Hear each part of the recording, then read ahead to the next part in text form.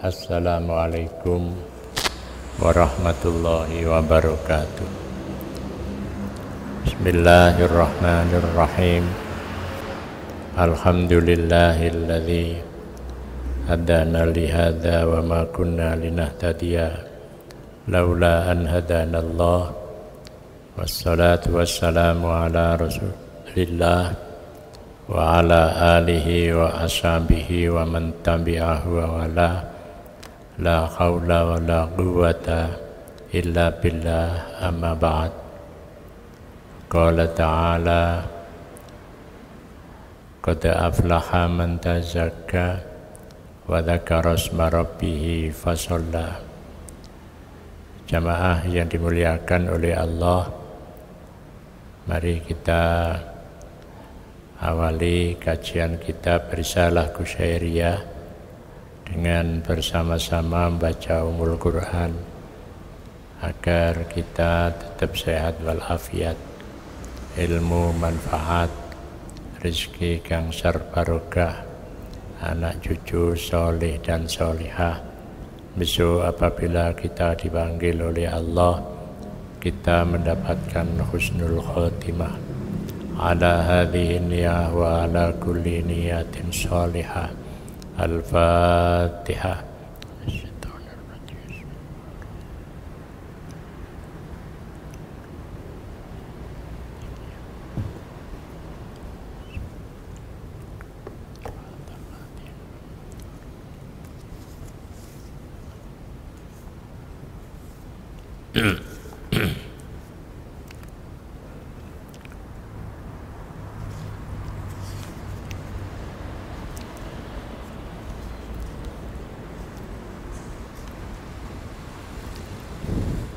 Jamaah yang dimuliakan oleh Allah, ya.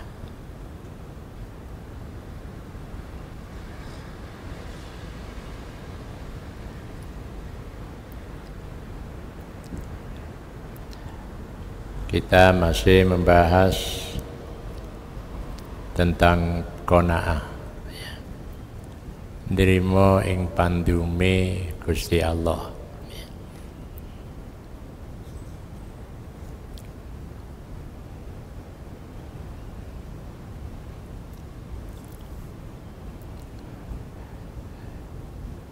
Seorang yang qanaah itu sebagai kelanjutan dari wirai yang kemudian berkembang menjadi zuhud, ikhlas, ridho, khosyah, ya. Bisa juga dibalik. Itu tergantung dengan pengalaman rohani individu. Bisa mulai dari khosyah, ya, takut kepada Allah, kemudian barulah dia bisa ridho, ya, yang kemudian dia bisa zuhud, ya, kemudian menjadi qanaah, ya. Karena buah dari khosyah itulah yang diharapkan. Jadi kalau kita kemarin membahas tentang manusia diberi potensi dua, fa'alhamaha fujuraha wa taqwaha. Mereka diberi ilham, fa'alhamaha fujuraha, ya, ilham tentang fujur dan takwa. Bagaimana mesti mereka merawat takwanya. Jadi merawat takwanya, itulah yang akan sampai dia kepada ridho kepada Tuhannya, ridho tentang apa saja, ya. Jadi radhiyallahu anhum wa radu an, dzalika liman khosyiya rabbah, ya. Jadi akan sampai pada tahap ridho.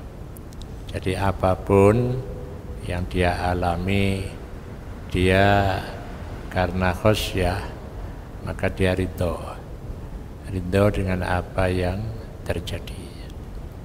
Jadi antara ridho dengan qanaah ini sangat mepet ya.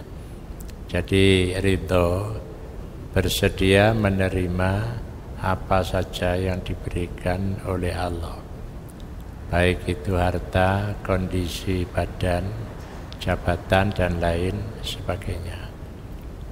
Makanya kalau seseorang itu ya dia selalu dekat dengan Allah, maka qad aflaha man tazakka wa dzakara isma rabbih fasholla. Jadi yang selamat itu mereka yang selalu berzikir ya, dan selalu sholat.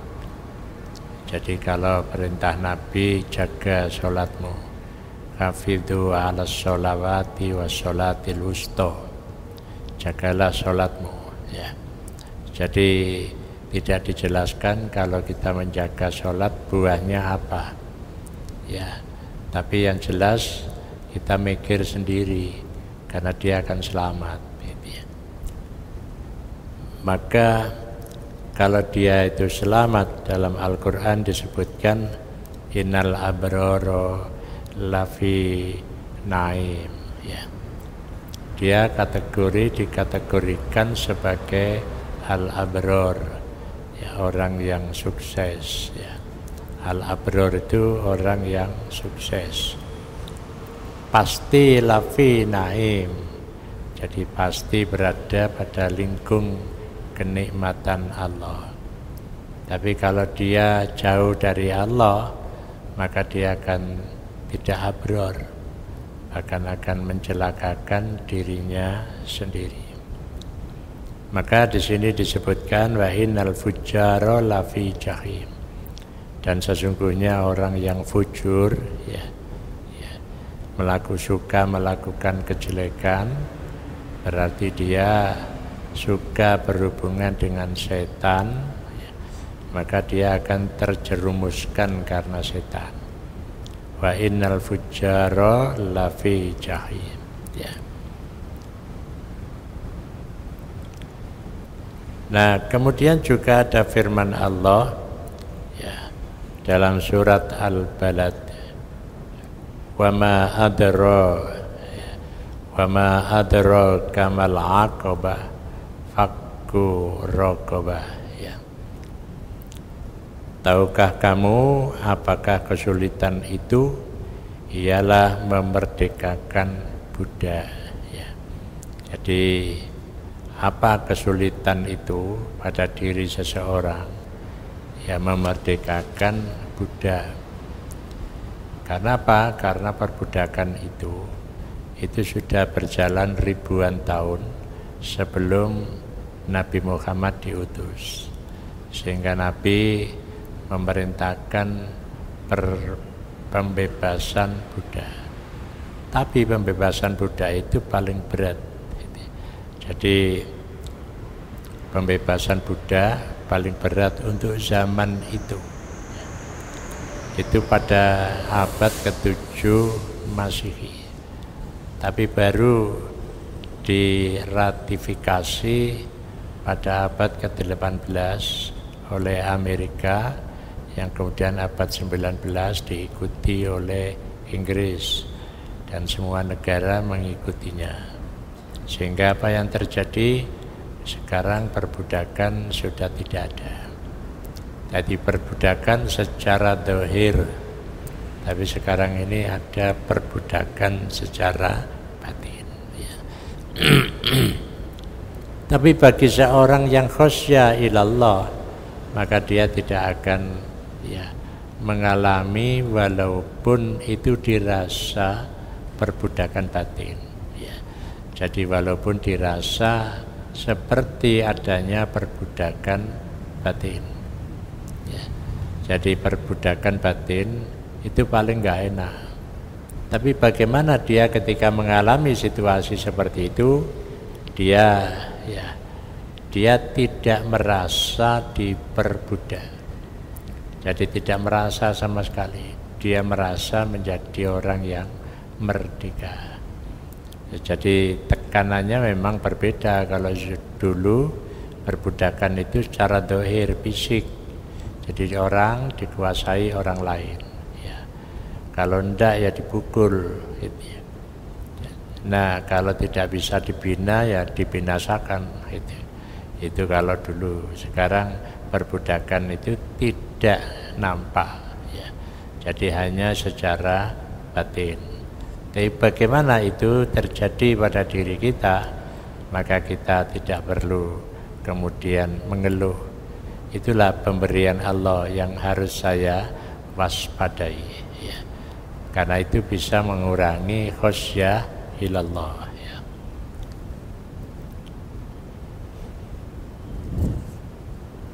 Nah, oleh karena itu kelanjutannya, innama yuridullahu liyudhiba ankumur rijsa ahlal bait. Ya. Jadi innama yuridullah angin pestine ngarepake sapa Allah liyudhiba, ya, untuk menghilangkan angkum saking ira kabeh arijsa ing kotoran, ya. Ahlal bait, ya. Jadi pada ahli, ya, pada ahli rumah, ahlal bait. Artinya, ya. Jadi artinya apa? Kalau kotoran itu sudah dibersihkan dengan apa saja yang terjadi pada diri kita, maka di situ keluarga kita akan jadi akan terjauhkan juga. Ya. Ya, makanya kalau ada bapak bermasalah, ibu bermasalah, kabeh keluargane malih bermasalah. Itu kalau dia tidak punya khosyah, ya. Jadi dia tidak punya khosyah.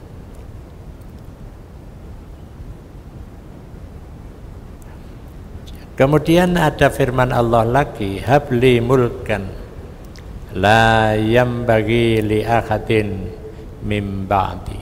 Ya.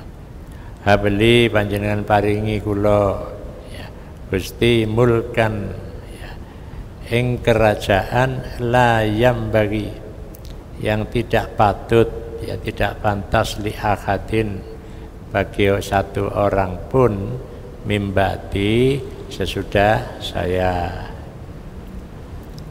Ini menggambarkan bahwa seorang yang dia itu mendapatkan perbudakan batin, dia mengabaikan. Ini ujian dari Allah. Maka ujian ini akan membawa kepada kita habli mulkan, ya. Jadi kita akan diberi mulkan, ya, kedudukan yang tinggi, ya. Jadi kedudukan yang tinggi. Jadi kedudukan yang tinggi itu bukan jabatannya dukur, pangkatnya jenderal, ya, dunyone akeh, tidak. Ini persoalan kedudukan yang tinggi adalah persoalan rohani, ya. Jadi persoalan rohani. Apakah ada imbas secara jasmani? Pasti ada, ya. Jadi imbas jasmani ada, ya.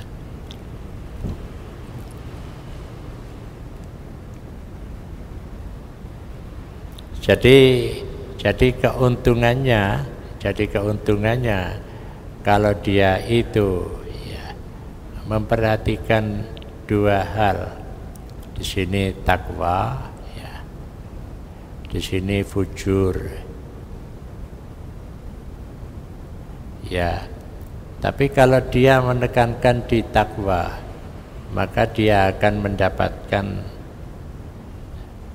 mulkan, ya. Jadi mulkan.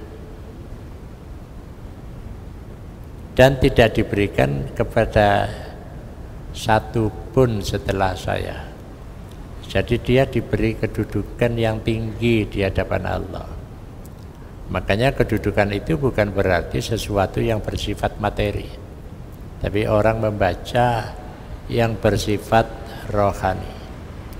Makanya kalau ada orang ketemu seseorang yang lain, saya melihat sampean ini kok sangat tenang di dalam menghadapi segala sesuatu, ya.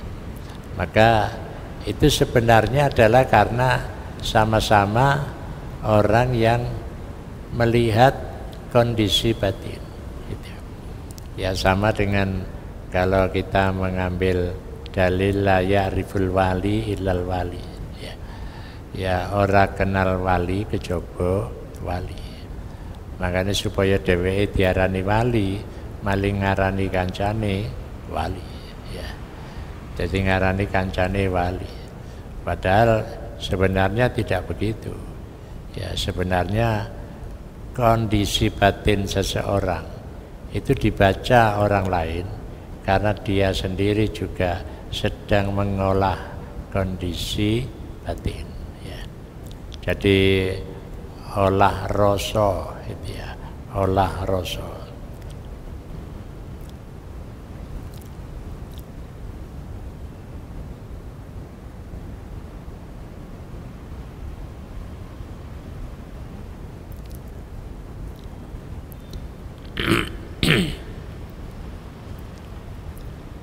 Ya, pada ayat berikutnya disebutkan dengan la u'adzibannahu adzaban, ya, adzaban syadida. Pasti aku akan siksa dia dengan siksa yang berat, gitu ya. Jadi dengan siksa yang berat. Maka di sini di satu pihak, ya, kalau seorang itu takwa, dia akan diberi mulkan. Nah, takwa itu karena apa? Karena qanaah, ya.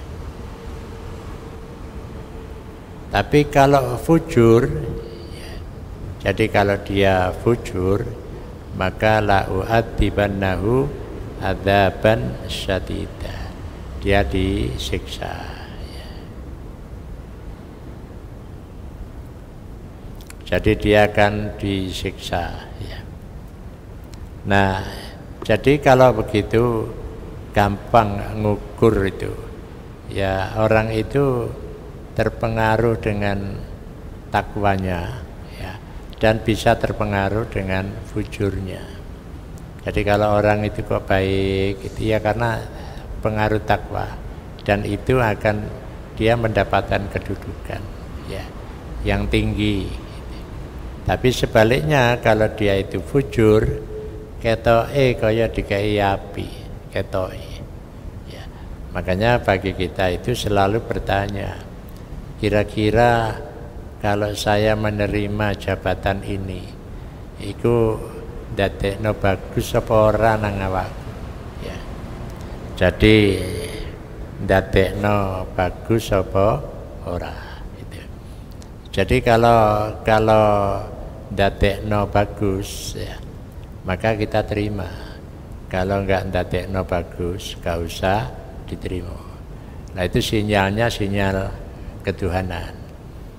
Tapi kalau orang itu selalu bergelut dengan setan, maka pasti itu sinyalnya adalah setan. Jadi terlalu dininabobokkan oleh setan, maka dia akhirnya menjadi seorang yang disiksa. Makanya doa ihdinas siratal mustaqim itu terus harus kita baca, ya. Jamaah yang dimuliakan oleh Allah, Abu Yazid Al-Bistami pernah ditanya, sebab apa engkau sampai terhadap hal yang telah engkau peroleh? Ya, ditanya mengapa Anda kok bisa memperoleh ya kondisi batin seperti ini, ya. Maka dia menjawab, saya mengumpulkan sebab-sebab kehidupan dunia, kemudian saya lepaskan, ya, ikatannya dengan tali qanaah, ya. Jadi dengan tali qanaah saya letakkan ke dalam, ya, meriam kebenaran, dan saya lemparkan ke dalam sungai, ya, keputusasaan, sehingga saya menjadi tenang. Jadi qanaah itu sebenarnya bisa ikhtiari, tapi bisa menjadi itu sebuah pemberian. Ya. Tapi ada orang yang ikhtiar tapi nggak berhasil. Tapi ada orang ikhtiar dia berhasil. Berarti dia diberi. Ya. Dia diberi. Tapi ada yang ikhtiar tapi diberi sebagian. Ya. Jadi diberi sebagian. Ya. Oleh karena itu Abu Yazid sebagai seorang yang dalam pandangan banyak ya sufi itu memiliki kekuatan batin namanya qanaah ya.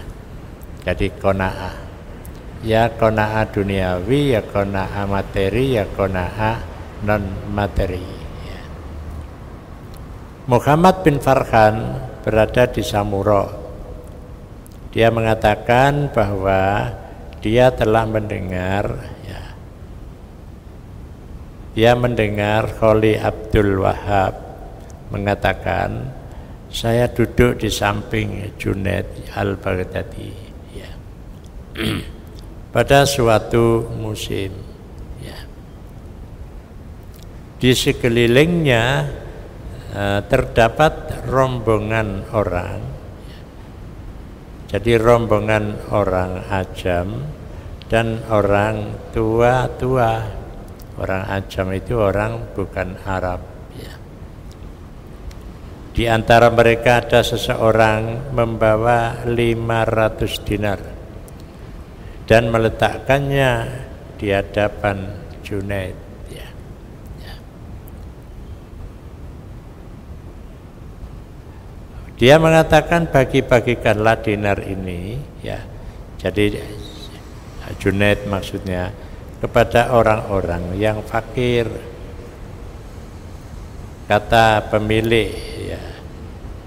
Kata pemilik yang pemilik uang dinar tersebut ya. Apakah engkau mempunyai yang lain? Tanya Junaid. Ya, saya masih mempunyai beberapa dinar. Apakah kamu tidak memiliki selain barang itu? Iya. Kalau begitu ambillah kembali dinar itu. Engkau tentu lebih butuh daripada kami. Tetapi dia tidak mau menerimanya. Jadi artinya seseorang memberikan kepada orang lain. Kemudian ditanya, apakah kamu tidak punya kepentingan lain dengan menyerahkan itu? Ya tidak, saya hanya untuk memberi kepada orang lain. Apakah kamu tidak punya kebutuhan? Tidak punya kebutuhan hidup? Ya punya. Ya punya, tapi saya masih ada sedikit. Tidak, jangan diberikan orang lain, pakai sendiri. Jadi pakai sendiri. Jadi qanaah itu ya menerima ya pemberian Allah atau menyerahkan pemberian Allah, tapi dia tidak punya kepentingan lagi dengan apa yang diserahkan ya. Ya, jadi dia tidak punya kepentingan lagi ya, makanya penyerahan itu ya, kalau kita melihat di sini ya itu kan kelihatannya qanaah. Tapi apakah qanaah itu dibarengi dengan ikhlas? Ya.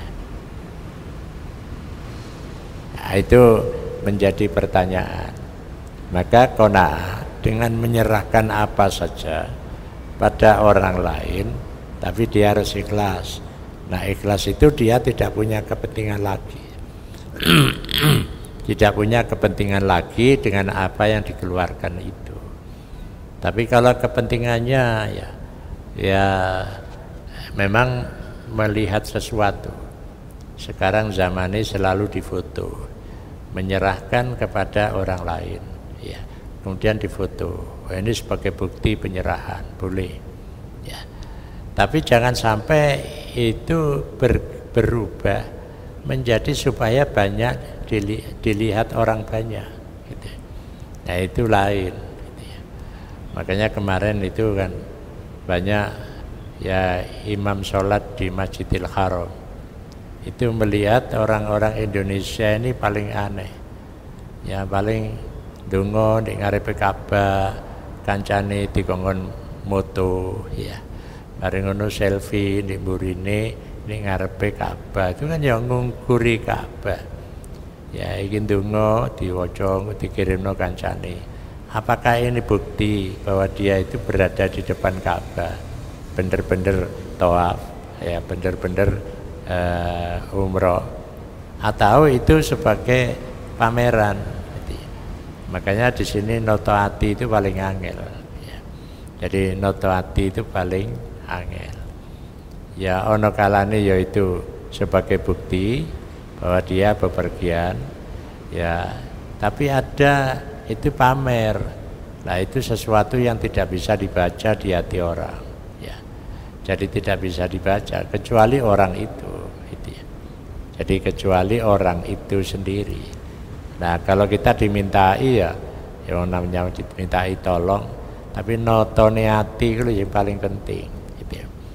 Jadi orang yang berperan pada saat itu kudu bisa noto hati. Apakah dia bisa qanaah? Apakah bisa dia lanjut dengan ikhlas? Ya. Apa tidak? Barang wis dikekno mari ngono dhek duweni kebutuhan, kadung tak kekno, ya. Ya.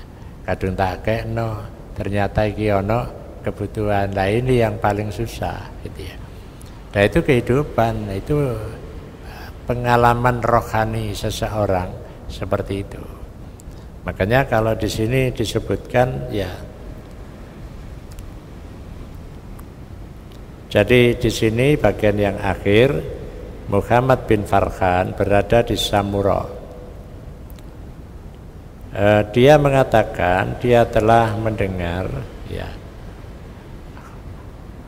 Jadi Kholi Abdul Wahab mengatakan saya duduk di samping Junaid al-Baghdadi pada suatu musim, ya. Jadi Junaid al-Baghdadi itu kan tumpuan yang disebut oleh Syekh Hasyim Asy'ari, ya, Kiai Haji Hasyim Asy'ari dalam Qonun Asasi, supaya orang NU itu ya niru kelakuane Syekh Junaid al-Baghdadi itu. Saya duduk di samping Junaid al-Baghdadi pada suatu musim. Ya di sekelilingnya terdapat rombongan orang Ajam. Orang Ajam itu orang di luar Arab, ya, bukan orang Arab. Dan orang tua-tua, ya.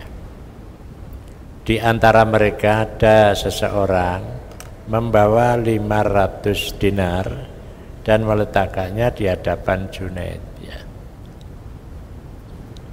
Kemudian tolong bagi-bagikan, ya, dinar ini kepada orang-orang yang fakir, kata pemilik uang tersebut.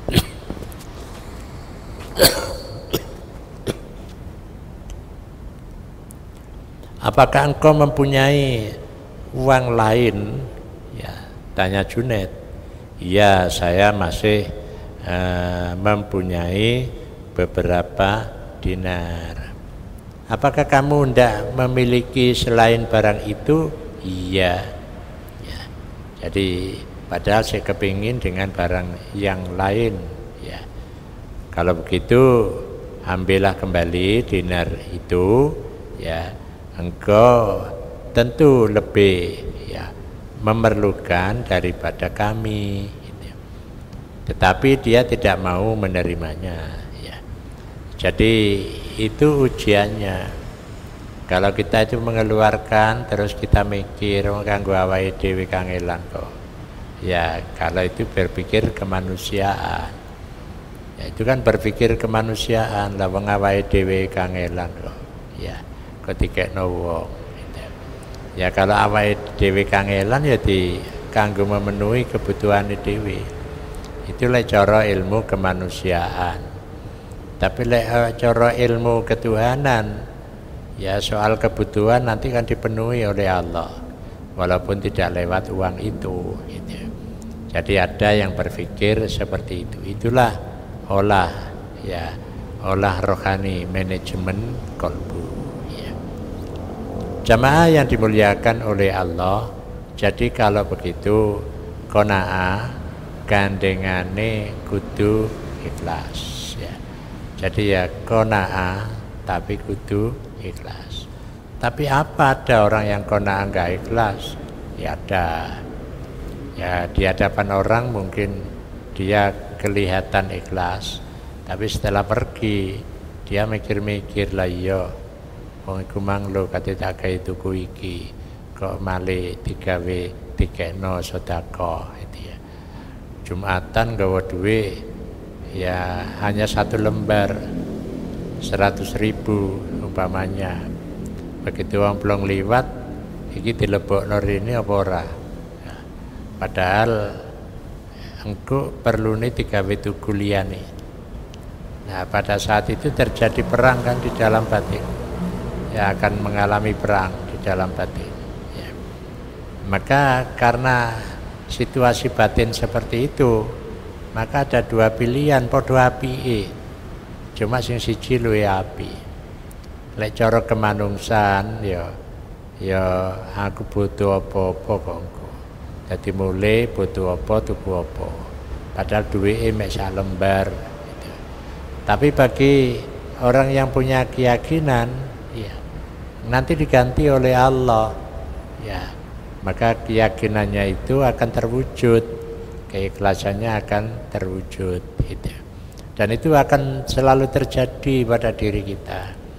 Begitu dia berikan, ternyata dia oleh Allah diberi ya minimal 10 kali lipat, maksimal 700 kali lipat. Dan itu selalu terjadi pada diri kita. Tidak akan selesai selama hidup. Kapan itu hari ini? Ya tidak akan selesai ya. Kejaba wis mati itu ya. Jadi kejaba wis mati dan itu akan terjadi terus.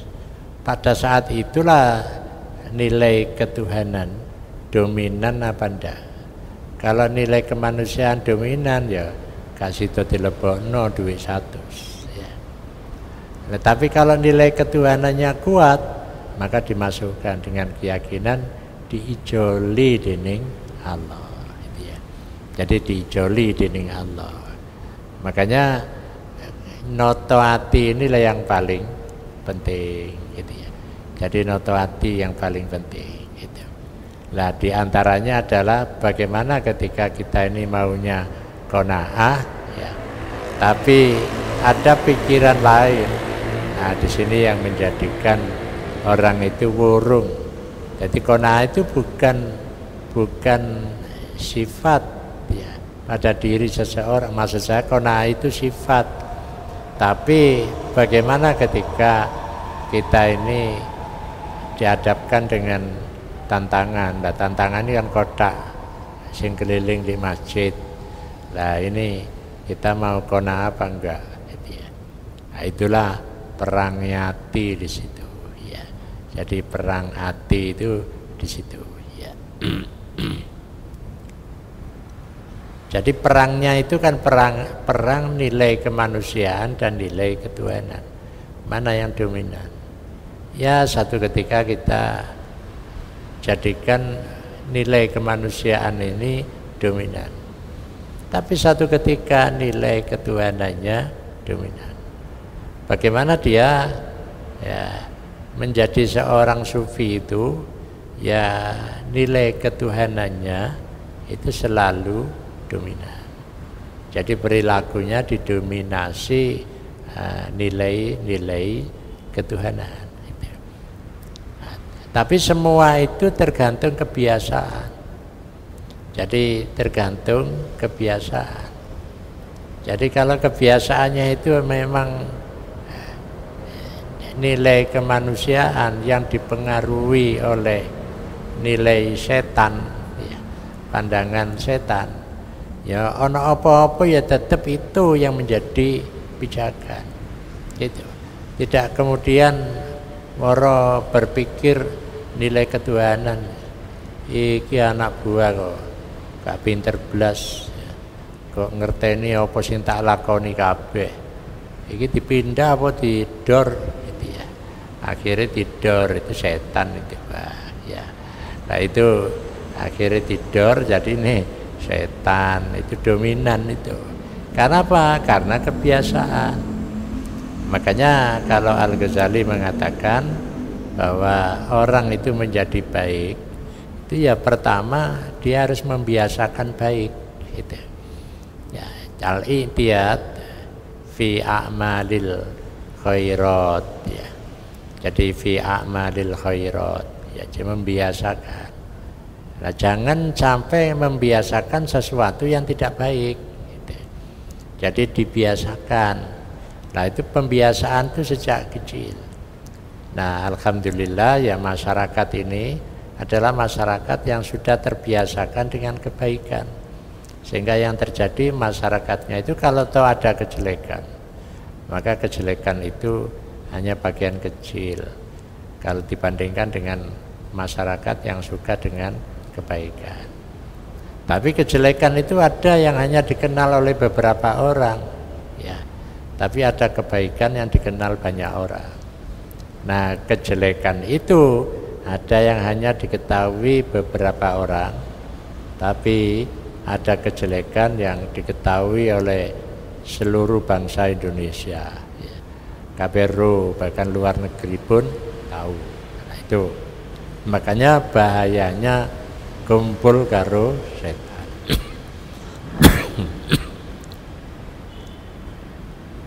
Jamaah yang dimuliakan oleh Allah. Nah, kita lanjutkan sekarang ya.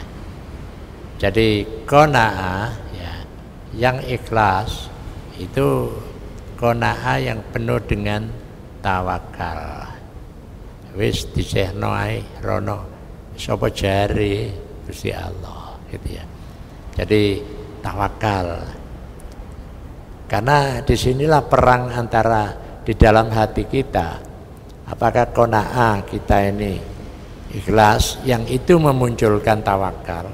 Karena ini penguatan kebiasaan, penguatan ya, penguatan nilai ketuhanan ya. Nilai ketuhanan ya. Jadi penguatan nilai ketuhanan itu.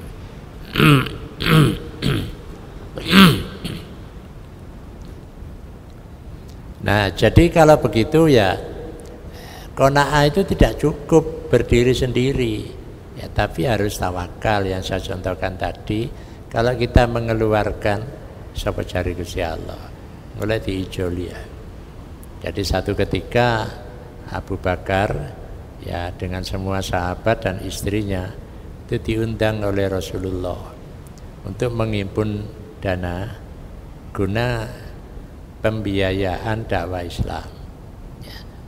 Nah, semua orang memberikan gelange dikekno, kalunge dikekno, cincine dikekno. Nah, Abu Bakar menyerahkan semua hartanya gitu. Jadi menyerahkan semua hartanya. Kemudian Abu Bakar ditanya oleh Rasulullah, bagaimana anak-anakmu? Jawab Abu Bakar, apa jare Gusti Allah lan Rasule gitu. Berarti itu kan tawakal gitu ya. Jadi tawakal. Lu anakmu gak kon reken ah. Apa jare Gusti Allah wong diwuruki karo Kanjeng Nabi kon tawakal ya tawakal. Nanti diijoli gitu ya. Nah, itulah gandengannya ya. Jadi seorang yang qanaah itu harus dihiasi juga hati-hatinya dengan tawakal. Dalam surat At-Tolak ya, Allah berfirman, wa may yatawakkal 'alallah fahuwa hasbuh ya. Jadi wa may yatawakkal 'alallah fahuwa hasbuh. Sapa sing tawakal marang Gusti Allah, maka Allah mencukupinya. Jadi Allah akan mencukupinya. Jadi kalau Kalau tadi disebutkan orang menyerahkan 500 dinar dan ditanya, ya, maka jawabnya dia menampakkan bahwa itu sudah ikhlas. Nah, kalau sudah ikhlas, ya tawakal kepada Allah. Bisa jadi yang tersisa itu melebihi yang diberikan. Jadi bisa jadi yang tersisa melebihi yang diberikan. Jamaah yang dimuliakan oleh Allah, maka tawakal itu ya wis pasrah apa jare Gusti Allah, seperti Abu Bakar tadi. Wa 'alallahi falyatawakkalul mu'minun. Dan kepada Allah falyatawakkal, maka becik tawakal, ya. Sapa wong, sapa al mukmin fatawakkal, maka falyatawakkal, maka becik tawakal sapa wong, ya. Jadi al mukminin ing wong sing padha iman. Jadi lek wis iman tawakal, gak usah kate dipikir iku, engko dijoli karo Gusti Allah. Jadi engko dijoli gitu. Memang cara kemanusiaan ya ngejak umroh ya umpamanya, wong golek ngejak umroh wong loro kan piro biayae, ya 20 juta gitu ya. Malah tambah-tambah ya. Tapi lek wong ngejak mari ngono yakin, ya. Yakin diganti oleh Allah, maka dia tidak akan merasa rugi dengan itu, malah merasa mendapatkan keuntungan.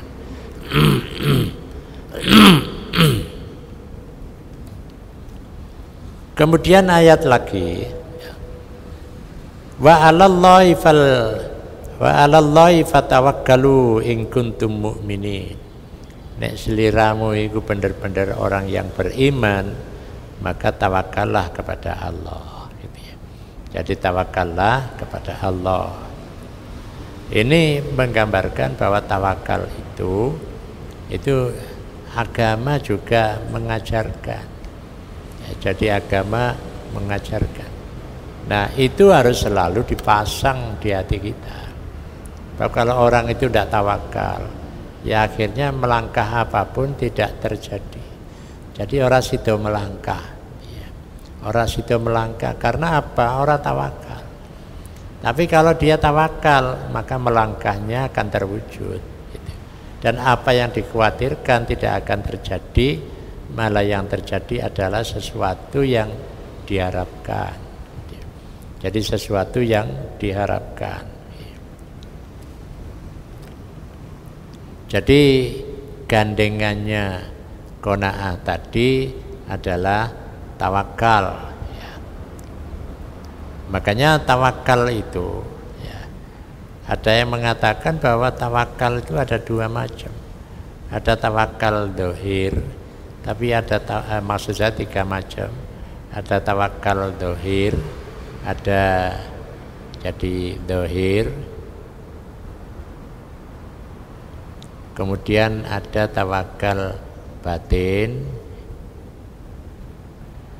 maka ada juga tawakal menggabungkan duanya, dohir lan batin, ya. Jadi dohir lan batin.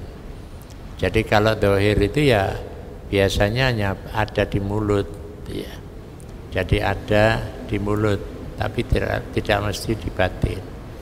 Nah, tawakal itu sebenarnya adalah perbuatan batin, tapi itu indikatornya untuk menolak yang dohir, ya. Jadi untuk menolak yang dohir.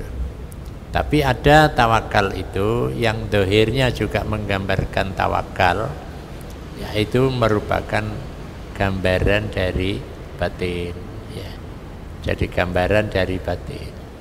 Makanya budhalo wis tawakal Allah, itu pesene wong tua. Wis budhalo ya terus tawakal marang Gusti Allah itu. Nah, itu ya budal, tapi di batinnya itu ada rasa tawakal, pasrah marang Gusti Allah. Karena banyak orang itu kalau ya itu ada tetangga itu diajak ke Surabaya, ya, naik kendaraan pribadi, mobil, dia tidak mau, kan sering terjadi kecelakaan, ya. Tapi dia ingin mau, tapi numpak sepur, ya, numpak naik kereta api.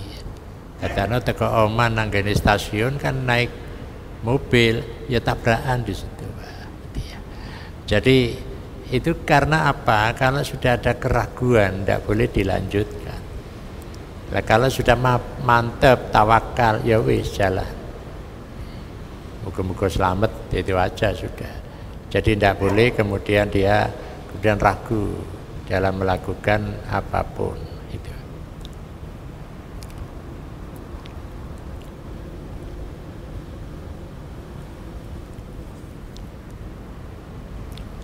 Nggih, mbok pilih enten pertanyaan.